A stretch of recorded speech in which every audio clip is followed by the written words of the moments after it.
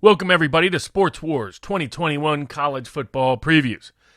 We start this one with the University of Tennessee, and we take a little trip to Rocky Top. The rise and fall of Rocky Top paralleled the hiring and firing of Coach Philip Fulmer. From the time he was hired as an offensive and recruiting coordinator in 1989 until his unceremonious departure in the firing in 2008, Tennessee would make it to Atlanta and win the SEC East Division on average once every 3 years under Phil Fulmer. Have top 5 recruiting classes once every 3 years under Phil Fulmer. Even in his down years, have double-digit upset underdog wins against top 5 opponents on the road, places like LSU and Georgia.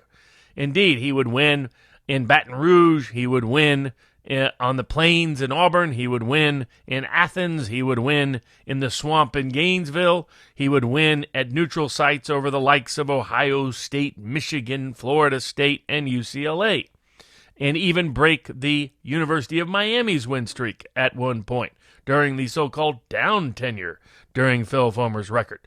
But Phil Fulmer's early success ultimately was his ultimate undoing.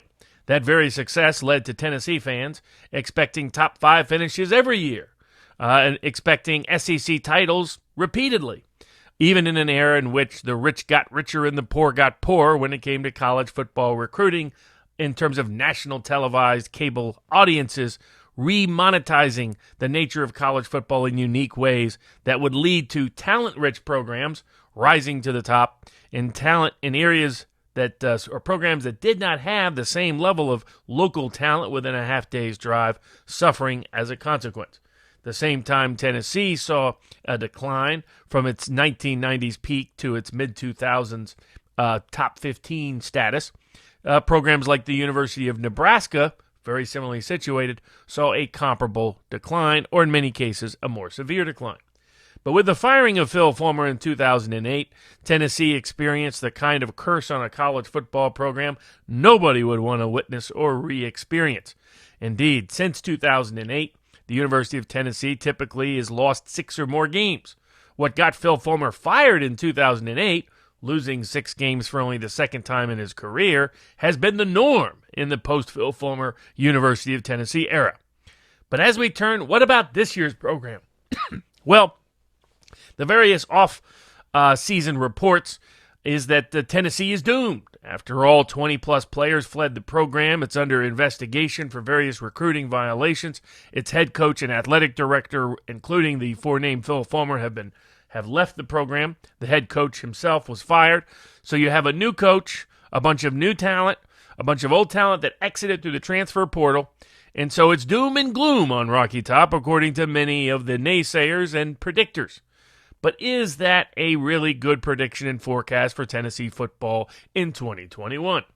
After all, when you look at the talent on the roster, you still have a top 20 level talent on the Tennessee football roster. For all the talent that left, there was not a few players, there was more than just a few players who came in through the transfer portal. The new head coach, Josh Heupel, has had extraordinary success at every level he's been in on the offensive side of the ball. On the defensive side of the ball, they bring in the defensive coordinator from Penn State, previously been the defensive coordinator under prior Tennessee head coach, but then Central Michigan head coach, Butch Jones. The defensive coordinator comes over from Penn State, where he also achieved top 20 defenses on a routine and regular level. So when you look at the coordinators, you look at the coaches, you look at the talent, and then you look at the schedule, maybe the predictions of doom and gloom might be a bit premature on Rocky Top.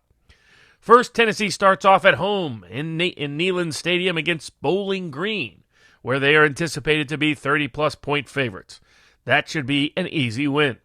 Up next against the Pitt Panthers of the ACC, a Pitt team that, at least from a talent perspective, is no match to this Tennessee team. Now it is a well-coached Pitt team with a veteran quarterback and some historically tough players on defense, at least under the current Narduzzi regime. And so Pitt may give Tennessee a good game, but Tennessee should still be favored at home, and its talent edge should still prevail. Up next, Tennessee welcomes the local Tennessee Tech Golden Eagles. That should be, again, an easy win, where the likely odds will favor Tennessee by 40 or more. Then Tennessee goes down to Florida to play Gainesville in the Swamp. Now, Florida will have just the week before played the University of Alabama. And as anyone who's followed SEC football for the last decade or so, that is a perfect time to catch a team. So if there's any time for Tennessee to upset Florida, this year on the road may provide such an opportunity when nobody's expecting anything out of Tennessee and people underestimate the Alabama fatigue that tends to hit those who have to face Alabama and face a quality opponent in the next week. So while Tennessee is likely to be very large underdogs, they may yet be a live underdog in that game in Florida, though we predict they are expected still to lose, though their talent differential is not that substantial in favor of Florida as one might think, and likely Tennessee is a live dog at least on the line, which is expected to be anywhere from 17 to 20 or more points. Tennessee next visits Missouri, a hot pick in certain parts of the predictive world, but once again from a pure talent analysis perspective, Tennessee features much more talent than Missouri and still should win that game. Then Tennessee comes home to another program with a new coach and massive turnover, the University of South Carolina, the Fighting Chickens. And Tennessee again should be 7-point or more favorites and again has the talent edge and advantage. And there is no coaching differential, first year or otherwise, given both programs feature first-year coaches. Up next, Tennessee welcomes the hated Lane Kiffin from Ole Miss with its explosive offense and derelict defense. The crowd is likely to be very pumped with Kiffin coming back into Knoxville, and once again, Tennessee, at least from an NFL scout or high school recruiting ranking perspective, simply has more talent than Ole Miss and plays them at home and does so in a game that they will likely be much more motivated for than Ole Miss. We favor Tennessee to win this game as well. Then Tennessee gets to roll into Alabama in their historic third or fourth Friday in October that has been the basis of this rivalry now for decades. But here, Alabama's extraordinary and extensive talent edge. They have a talent edge on everybody outside of one or two programs throughout the entire country. The talent edge is too much for the University of Alabama for Tennessee to frankly be meaningfully competitive in that game, and Alabama is highly likely to win. But Tennessee gets a week off before they have to face another regional neighboring rival and going to Kentucky. And while there's much hype over Kentucky, the reality again is that Tennessee has more talent than Kentucky. And so despite this game being on the road, the combination of a critical week off after Alabama and before this game, along with the talent advantage, we predict that Tennessee will win at Kentucky. Then Tennessee gets to come back and host the Georgia Bulldogs, who have a talent edge over Tennessee as big as Alabama's. And even though Tennessee may be a live dog in the game, it's unlikely Tennessee has much chance to prevail in the first-year efforts of Josh Heupel.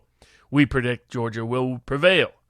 But then Tennessee gets the last two games of the year, South Alabama at home, and then Vanderbilt at home as well. Both of those games, Tennessee should be substantial favorites. Vanderbilt having first-year coaches as well, and Tennessee having a massive talent advantage in both of those games. So in the end, we predict Tennessee to win over Bowling Green, win over Pitt, win over Tennessee Tech, win at Missouri, win at home against South Carolina, win at home against Ole Miss, win at Kentucky, win against South Alabama, and win against Vanderbilt. That is a 9-3 schedule. We would not be shocked by a win at Florida. We would be shocked by even a competitive game against Georgia or Alabama. That means that Tennessee's over-under win total by our estimates should be around 9. But in Vegas, you can get it anywhere as low as 6. So by our predictions, we think it's good odds to take Tennessee to win more than 6 games this year, as the off-season problems have ignored and covered up both the quality of the coaches and the continuous quality of the talent on this team. Indeed, in the post-Fulmer era, Rocky Top tends to rise when nobody's watching.